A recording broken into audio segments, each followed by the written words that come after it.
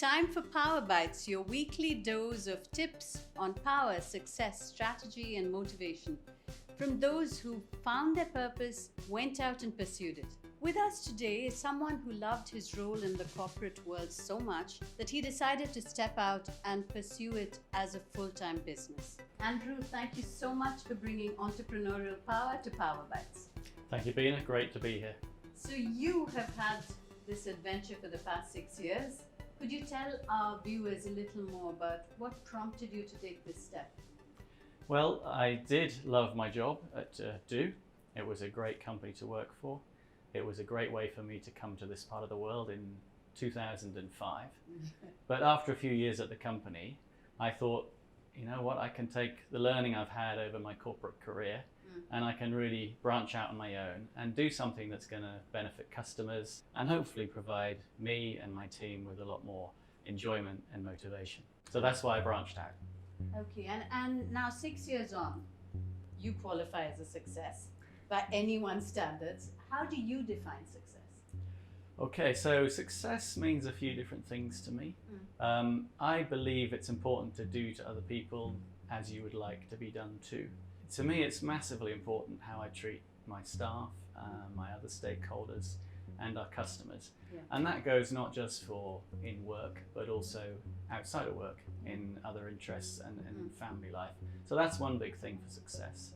I suppose I'm also driven by peer recognition, and I know that sounds a bit self-centered, but it's true. I enjoy being amongst people in the industry who are doing other exciting things, chatting to them and swapping ideas and getting mutual motivation from that. And I guess success, of course, is also just measured by how you're doing in business, whether your customers come back to you, whether your business as a whole is succeeding and growing. I know that almost half your team are your original core team, and I think that would qualify as a success. Clearly you're doing something right if they've stuck with you from the beginning, right? Well, I hope so, yes. I've always enjoyed building teams and running teams. It's as I moved up from a junior many decades ago now, I realized that people were, for me, one of the most important aspects of the role. So I've tried my hardest to make sure the work environment is balanced and they have fun, they work hard, they achieve more than perhaps they thought they were going to achieve, and together that's for the collective good. So yeah, the fact that most of the team is still here is great for me because we all enjoy each other's company, and hopefully that'll give them the chance to grow. So the business is your baby collectively? It is, yes, it's absolutely our baby collectively. And having achieved this success and having taken this step, has it allowed you to enjoy success in other areas of your life now? Well, balance in life to me is massively important. I've never been one of these people that thinks it's work, and forget everything else.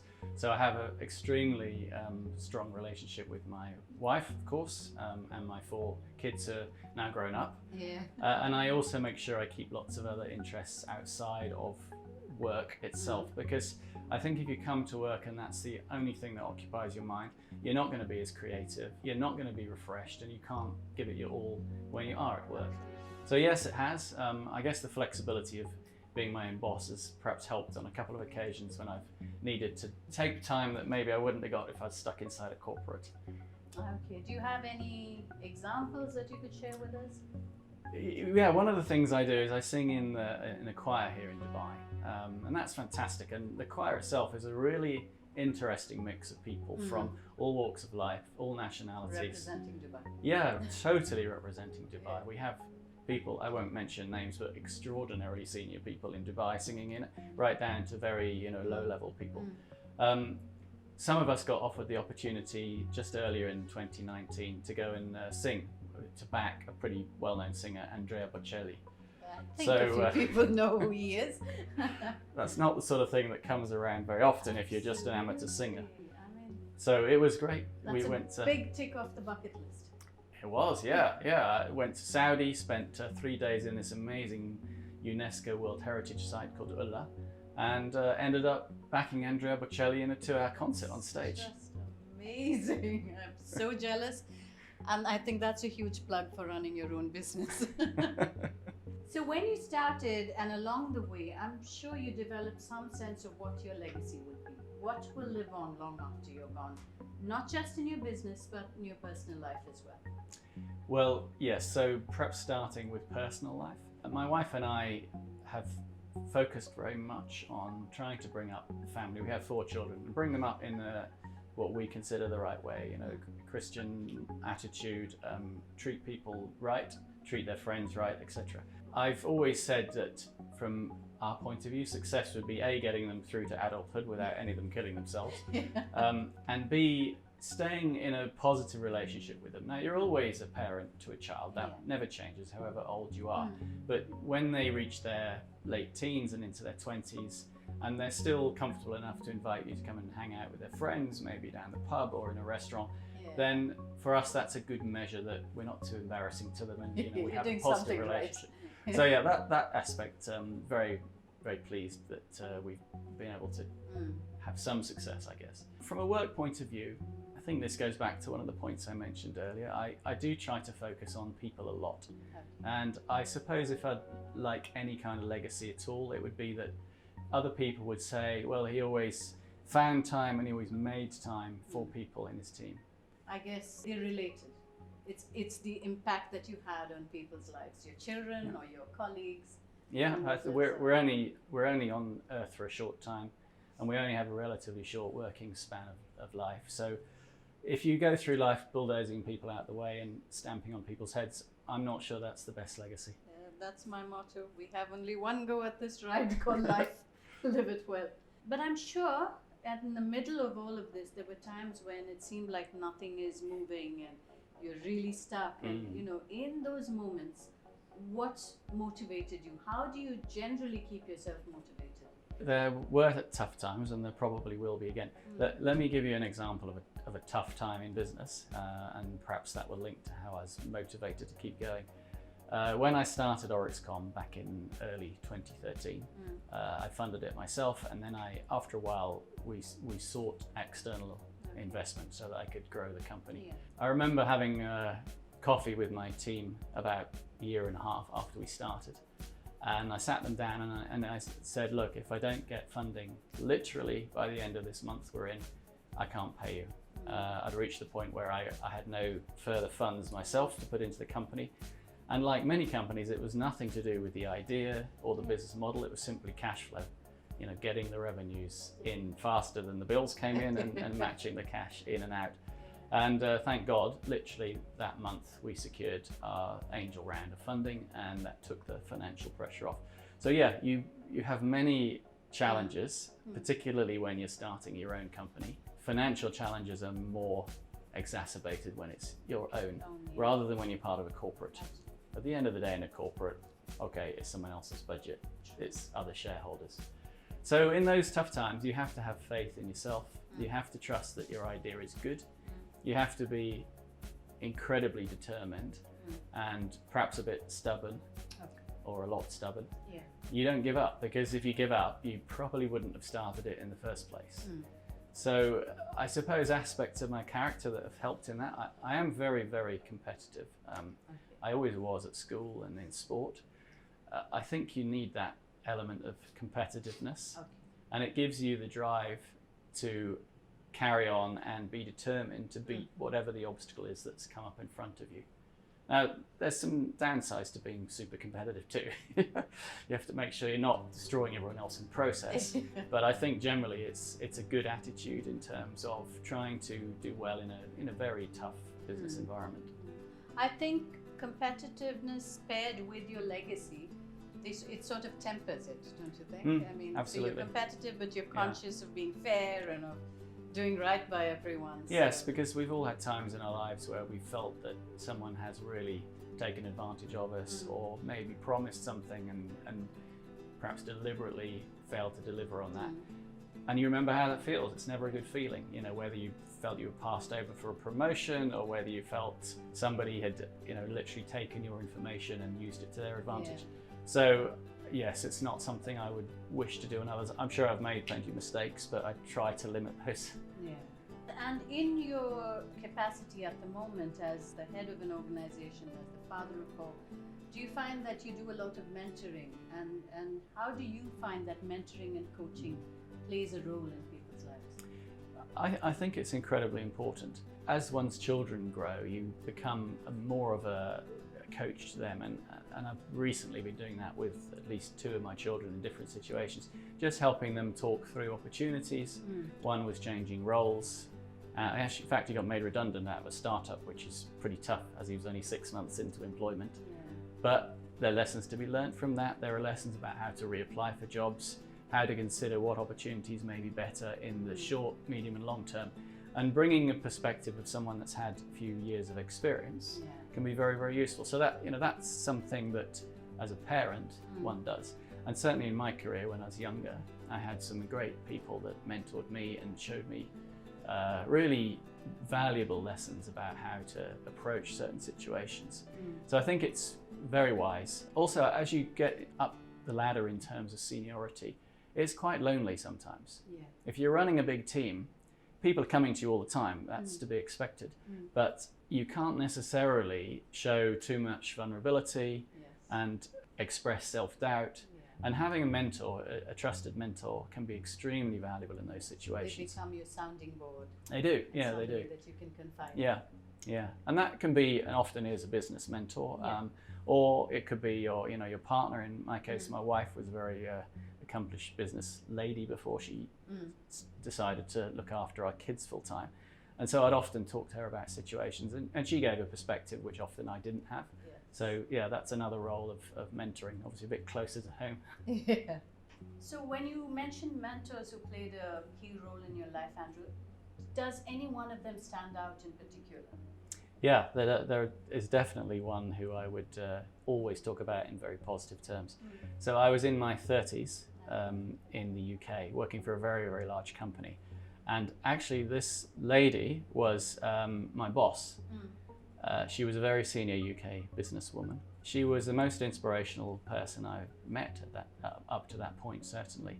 The way she ran the team, and I was one of her direct reports, she gave us enormous empowerment. She gave us enormous levels of responsibility, and she set the bar very high. But she had such utter faith in our capabilities that we all endeavored to do even more than she asked us. So incredible, yeah. I mean, she somehow had the ability to get everybody performing together as a team, individually doing their utmost, but collectively doing even more. And that was the best team experience I've had in all my 30 odd years in corporate life. And she was definitely the most inspirational leader. So I took a lot of lessons from that in terms of how to treat people and how to try to inspire teams to perform higher than they always think they can perform. I'm not sure I ever came up to her standard, but she was a great person to aspire to. She sounds like the definition of a good leader. Yeah, she was, yes. So if she's watching, you'll be happy to know Andrew still credits you for his success. Do you have any other anecdotes that you'd like to share with us? I doubt anything is going to top the Andrea Bocelli story, but anything else? Well, something preferably that not many people know. Well, just an example perhaps of something that kind of changed me entirely. When I was in my mid to late 20s, so I was quite early on in my career. And I mentioned earlier, I've been very competitive at school and I've been very competitive in sports. But when I got to work, I wasn't. I look back now and that seems a bit strange, but that's how it was. I was just going along in a so-so job. I met my wife, although clearly she wasn't my wife when I met her. She subsequently married me, and she said to me at one point, "Look, Andrew, you did so well at school and in sports. Why aren't you really going anywhere in work?" And I kind of thought about it. I said, well, that's a very good question. I'd never really analysed it. And so from that moment on, I thought, yeah, you know what, I can do well. So I completely changed my attitude. I harnessed my competitive nature. I decided I did want to achieve much more than I'd been achieving up to that point from a work point of view, and basically kind of stepped on the gas. So yeah, I mean, any success I've had, I can certainly say that having a fantastic, supportive wife has been a big part of that. Thereby proving that every successful man does have a woman behind him. Okay. And it's interesting that you mentioned that, because that's what we work with in coaching, the filters that we have, where competitiveness was something that was restricted to the sports field. Right, yeah. And all it needed was for you to change that filter and see it applies here as well in order to get the best out of your professional life. Yes, well, it definitely worked. So we have a lot of viewers who are, I'm sure, potential entrepreneurs or, at various stages of their career, possibly even at the beginning. Sure. And at the same place that you were at. What advice would you give them, Andrew? I'm not sure I've got any insights that are going to be startlingly unique, but it's a truism. You have to find something you enjoy. You're going to spend a lot of time at work if you look at it over the course of your career. You have to be passionate about it. And that might actually mean changing completely what you're doing and finding something else to do and then sticking with that. So I think that's critical. Again, talking about balance in life, I personally think it's important not to just be completely fixated on work. I do recognize there are people like that, and that's fine. But many of the people that I've looked up to in my career and would regard as good role models certainly had a very, very balanced life. They did stuff with family, they did stuff with sports, they did stuff with many other outside interests, and I think that's good. And I suppose thirdly, if you've got talents and skills, try and use them for something positive as well. Whether it's mentoring, whether it's charity work, whether it's something that's more beneficial than just work for work's sake. So giving back to the community. Definitely, yes. So one of the things I would also advise people to do is to embrace change and take risk. It's a great way to grow and it's a great way to learn. For me, that was certainly one of the aims that I had once I decided to switch on to a career. And a good example of that, my wife and I moved overseas in the late 90s with 3 young children out to the Far East. Best decision we could have made. We had a fantastic time in terms of our learning as a family, our fun in terms of different types of holidays, meeting people from different cultures, and from a work point of view, I had doors open that certainly would not have been there had I stayed in the UK. So taking on change and not being afraid, I think, is a key part of it. And a related story to that, before I left the UK, I was working in a sales environment, so pretty standard commercial sales environment, doing fine. I moved from there, and it was a deliberate choice on my part, to running a lorry fleet. So I ran a fleet with about 500-600 vehicles and about 200 or 300 drivers. I don't think you could get any further away from a cozy corporate sales environment. I can imagine. I was then, I think, 32, 33. And to these drivers, I was a very strange boss to have on top of them. I can actually remember standing in a depot in southeast London at 2 a.m. in the morning, explaining to about 30 anxious and in some cases quite angry people why we were going to shut the depot. So trying to hear it from their perspective, understand their legitimate concerns and their worries, and figure out a way to manage that through to a conclusion where it worked out as best it could for them, and of course it worked out as best it could for the company that I was representing was extremely difficult. But I learned so much about human nature, about how to try to make difficult situations bearable for people. So yeah, if I hadn't put myself through those change situations, I never would have got those lessons, which I was then able to apply, of course, later on. And those are things I don't think any MBA will teach you. I don't think they would, and certainly not the language that you hear at 3 a.m. in a depot telling them you're going to shut them down. No, I mean, I think you can see how that shaped the importance you give on the human aspect of being a good leader and on stepping into their shoes so that you can see things from that point of view. It's very true that most of these folks were blue-collar workers. They were lorry drivers. They chose to spend 6-8 hours a day driving lorries. But they have wives or husbands, they have families, they have mortgages, they have bills to pay. At the end of the day, so does everybody else. Exactly. It doesn't matter whether you're a high-flying executive or whether you're a factory worker. And I think humans are fundamentally motivated by many of the same things. They want recognition. They want somebody to say, look, you did a great job, thanks. It doesn't have to be monetary. Even just a verbal pat on the back is often enough. It's funny that a Gallup survey actually showed that people would take recognition for their contribution over a salary hike. Yeah. You could use that at the next discussion with your staff.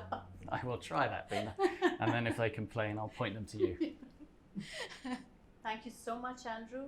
I know I learned a lot from this interview, and I'm sure our viewers have. And you know what? We've worked together quite a few years, but that's the first time I heard a couple of those stories. So that's a big win for me.